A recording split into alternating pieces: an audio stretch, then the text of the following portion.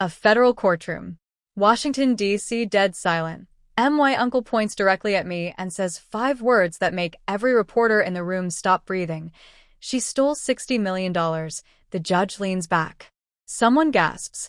I'm standing there in my marine dress uniform, trying not to shake. And then he says something worse. She's not even a Morgan. Except he's wrong about all of it. And by the time you hear what I did next, you'll understand why this family never saw me coming. 3 months before that courtroom moment, I was stocking medical inventory in Southern California. That's it. That was my whole life, that I was 32, divorced, tired. A Marine Corps logistics officer making decent money, but nowhere near enough to matter. Every night I drive home to my tiny rental duplex in Oceanside, microwave some sad leftovers, and fall asleep to old TV reruns. My biggest worry? Whether my truck would make it through summer. My second biggest worry. My mom's pharmacy bills. Nobody looking at me would think, this woman is connected to one of the wealthiest military dynasties in America. Honestly, I wouldn't have believed it either. But then Tuesday happened. I almost didn't answer. The number was international. Unknown. And I was literally holding a crate of medical supplies in the middle of base. Captain Emily Carter. The voice was polished. Educated. The kind of voice that belongs in buildings with marble and gold. I'm thinking, spam call. Definitely spam. Then he says his name is Walter Brenner. He's calling from a law firm in Switzerland. And my instinct was right. This had to be a mistake. Sir, I think you've got the wrong. But then he says a name that stops me cold. Are you the granddaughter of General Arthur Morgan? Even ordinary Americans know that name. Decorated. Powerful. A guy who spent 30 years shaking hands with politicians and appearing in patriotic documentaries. My mother hated him. That's literally all I knew. I tell this stranger. There's definitely been a mistake. There's a pause. Then he says the sentence that destroys my entire reality. Your grandfather left you $60 million. I nearly dropped the crate. Around me, Marines are moving boxes. The world is normal. But mine just exploded. I laughed out loud. Because it sounded insane. He stays calm. Like he expected that. Fly to Zurich, he says. Say your father's name. Do not ask questions. Then he hangs up. Just like that. That night I drove to my mom's apartment. The moment I say Arthur Morgan, her hands freeze mid-knit. I notice everything. The fear on her face. Not confusion. Fear. You never told me he was my grandfather. She doesn't answer. Her expression hardens like it did when I was little. That family has nothing to do with us, she finally says. But I tell her what happened. The call. The money. Switzerland. The color drains from her face. You are not going to Zurich, she says. Firm. Terrified. Why not? Because those people ruin lives. Emily, that's when I realize. My mother has been lying to me my entire life. She's been protecting me from something. All my life you told me my father abandoned us, I say slowly. She looks away. That's what I believed was safest. Not true, safest. That word sits between us like a bomb. What does that mean? I ask, but she won't tell me. We leave angry.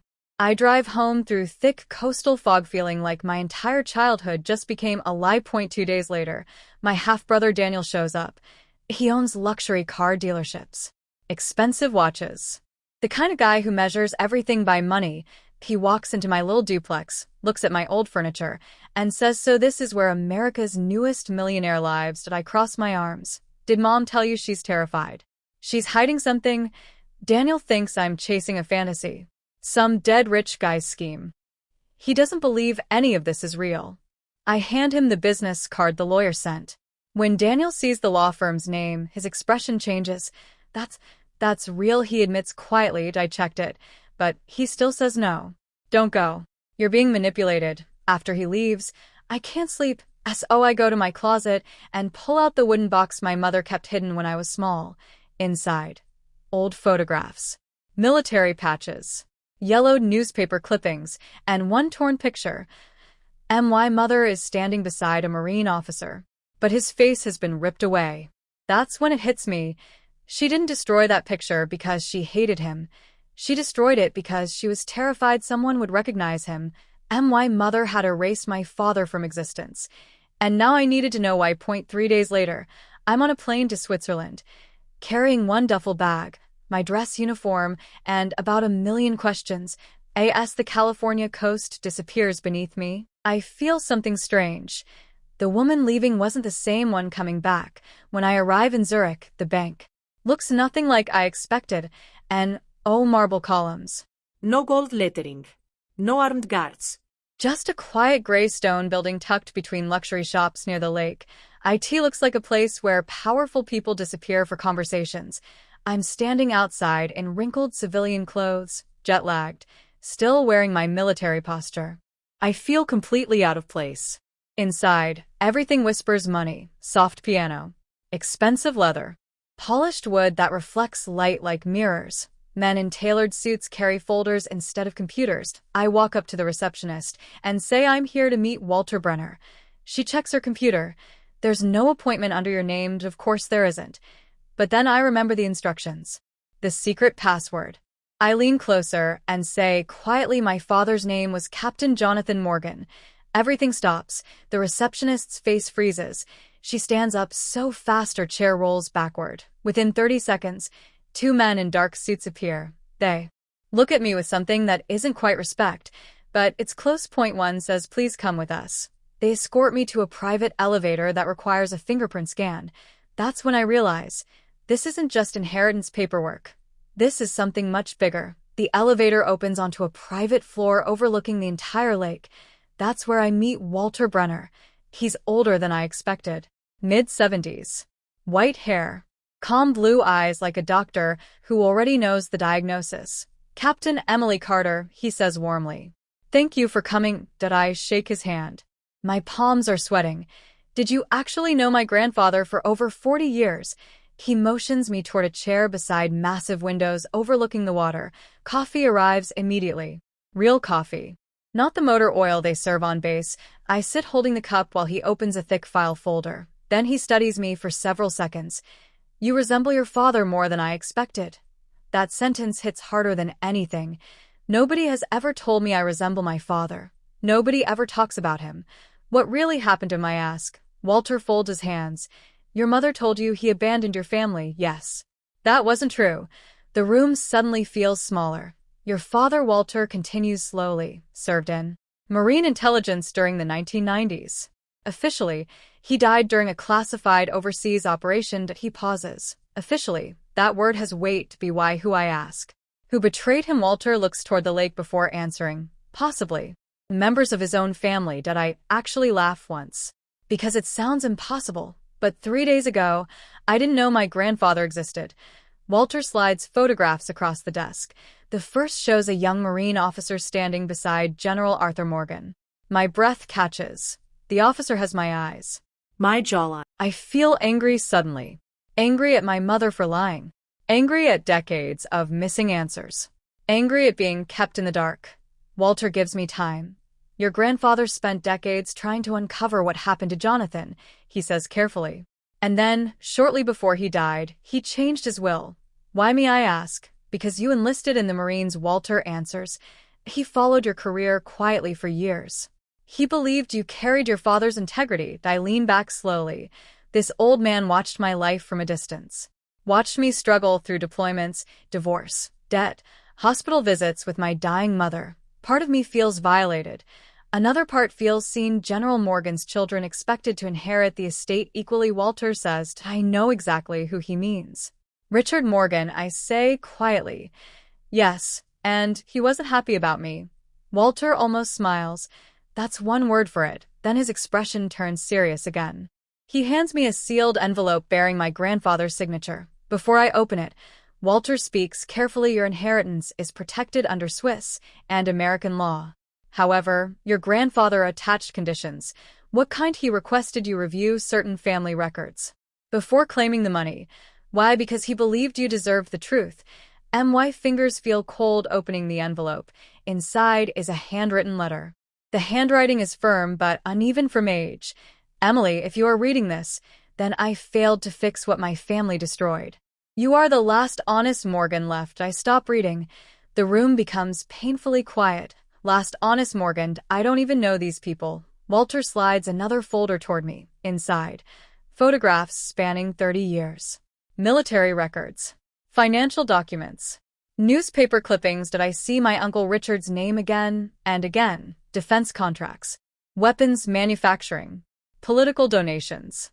Missing reports. What exactly did this family do? I ask slowly. Walter answers carefully enough that your grandfather spent the final years of his life trying to make peace with God. That night, alone in a luxury hotel overlooking Zurich, I read classified documents until nearly dawn. Around 3 a.m., I find something that makes my hands shake. A letter from my father to my mother. It had never been opened. And suddenly I understand something terrible. My father didn't abandon us. Someone made sure we never heard from him again. Claire, if anything happens to me, promise me you'll keep Emily away from the Morgan family. There are things my father allowed that he can never undo. I love you both more than my own life. Jonathan, I read those lines at least 10 times. Not a sentence sounds like a man abandoning his family.